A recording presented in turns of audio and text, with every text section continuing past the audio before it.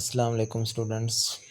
हम यूनिट 8 के बारे में डिस्कशन कर रहे थे, लेकिन अब पेयरिंग स्कीम में अगर उसको देखा जाए, या जो स्मार्ट सिलेबस आपका आया तो उसमें अब वो एक्सक्लूडेड है। ये देखें ज़रा, अब यूनिट 8 जो है वो आप नहीं करेंगे। इसके अलावा बाकी स्मार्ट सिलेबस को भी डिस्कस करते हैं। अगर यूनिट वाइज देखा जाए तो अब यूनिट 8 को ही जस्ट निकाला गया है, और इसके अलावा अगर देखें तो कुछ इसमें से क्वेश्चंस हैं और कुछ एग्जांपल्स हैं जिनको अब स्मार्ट सिलेबस में से निकाल दिया गया। तो आप इस तरह से ये 1 बाय 1 देख सकते हैं। ये यूनिट 1 है, इसमें 1.1 introduction to real numbers page 1 to 3। इसी तरह से बड़ा क्लियर मेंशन है यहाँ पे, तो आप ये सारे टॉपिक्स देख सकते हैं। ये देखें ज़रा,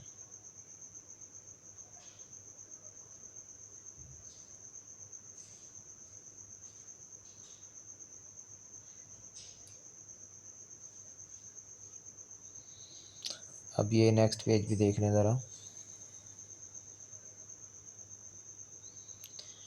यूनिट 4, इसमें से 4.4 उसके कुछ क्वेश्चन जो हैं वो निकाल दिए गए हैं, सॉरी एग्जाम्पल्स हैं। एक्सरसाइज 4.4 नहीं है,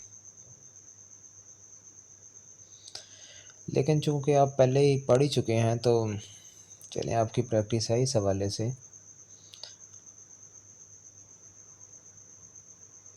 लेकिन चलें, कुछ तो आसानी हो जाएगी इस तरह से। मैं एक बार फिर दिखा देता हूँ।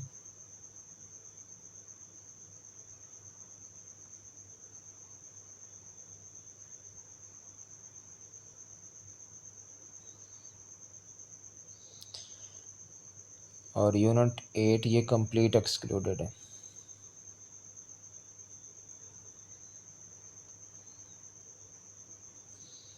ये यूनिट 9 है,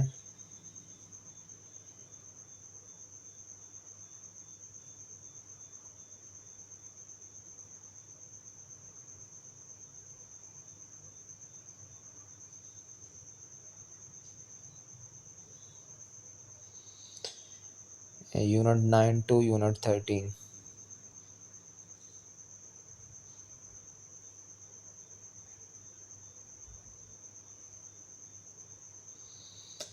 अब इसके बाद ज़रा पेयरिंग स्कीम भी देखें। ये है इसकी पेयरिंग स्कीम।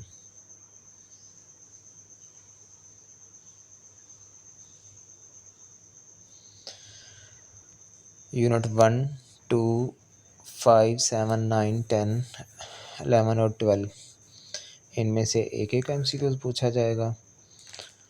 और हाँ, 13 से भी, और 3, 4 एंड 6, इनमें से दो दो ऑब्जेक्टिव पूछे जाएंगे।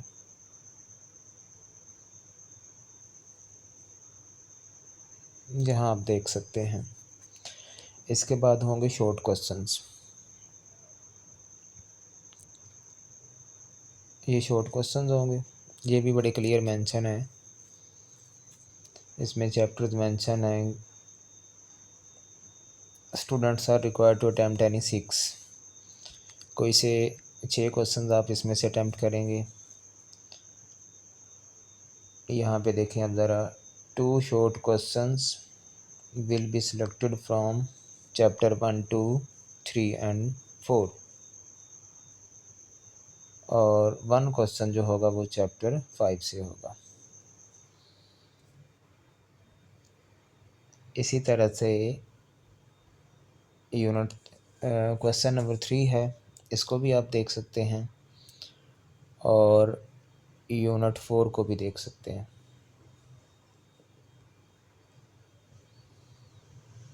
तो ये तो हो गए शॉर्ट क्वेश्चंस। अब है लॉन्ग क्वेश्चंस।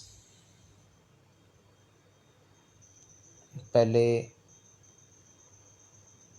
थ्योरम्स भी होते थे, लेकिन अब आपके थ्योरम्स नहीं हैं। सो इसलिए अब इसकी पार्टीशन यूँ की गई है, इसका जो सब्जेक्टिव पार्ट है, लॉन्ग क्वेश्चंस हैं, उसको फर्दर 2 पार्ट्स में डिवाइड किया गया। अब यहाँ पे यूनिट 1 और यूनिट 2 इसका एक पेयर होगा, फिर यूनिट 3 यूनिट 4 इसका, और फिर यूनिट 5 है, इसमें से एक क्वेश्चन पूछा जाएगा और एक यूनिट 6 से। तो ओवरऑल इस पूरे पोर्शन में से, इसमें से आपने 2 शॉर्ट क्वेश्चंस अटेम्प्ट करने हैं आउट ऑफ 3। लेकिन याद रखिएगा कि ऐसा नहीं है कि आप यहाँ से एक पार्ट यहाँ से सेलेक्ट कर लें और एक पार्ट यहाँ से सेलेक्ट कर लें। अगर ऐसा करेंगे तो आपका एक ही क्वेश्चन कंसीडर होगा। आप कोई भी पार्ट इसमें से चूज़ करें तो उसके दोनों क्वेश्चंस, अगर फुल मार्क्स आपने 8 मार्क्स गेट करने हैं तो आपको दोनों क्वेश्चंस, दोनों पार्ट एक ही क्वेश्चन के अटेम्प्ट करने होंगे। मतलब इन दोनों को कर लो, इन दोनों को कर लो, या ऐसा नहीं करना तो इन दो को कर लो। इस तरह से आपके 2 लॉन्ग क्वेश्चंस कंप्लीट हो जाएंगे। इसके बाद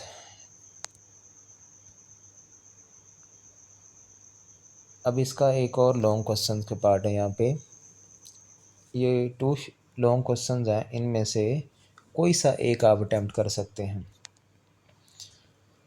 तो यहाँ पे उन्होंने चैप्टर 7 की बात की है, चैप्टर 7 से या चैप्टर 10 से, लेकिन मुझे लगता है कि वो यूनिट 7 से ही क्वेश्चन पूछेंगे।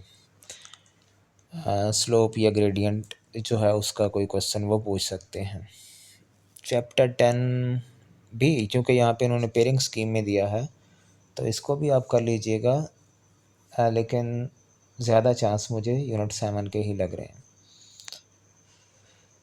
और फिर एक है चैप्टर 9 से, और फिर यूनिट 12 है, और उसके बाद 11 और 13 में से कोई एक। तो यहाँ से कहीं से भी वो पूछ सकते हैं, प्रोबेबिलिटी से भी पूछ सकते हैं या यूनिट 11 से भी पूछ सकते हैं। तो ये है, अब पेयरिंग स्कीम अब आ चुकी है। जब प्रॉपर स्मार्ट सिलेबस जो है उसको भी इन्होंने कोई बहुत ज़्यादा इसमें से नहीं किया गया अगर देखा जाए तो, लेकिन यूनिट 8 निकाल दिया, एक चैप्टर जो है वो एक्सक्लूडेड है। इसके अलावा अगर देखा जाए तो ऐसा नहीं है कि इसमें से कुछ टॉपिक्स निकाले गए हैं, बस ये है कि कुछ क्वेश्चंस या एग्जांपल्स हैं वो निकाल दी गई हैं। तो ये है इस स्मार्ट सिलेबस और पेयरिंग स्कीम की सूरत हाल। तो इसके अकॉर्डिंग ही अब आप अच्छे से तैयारी करें। अल्लाह हाफिज़।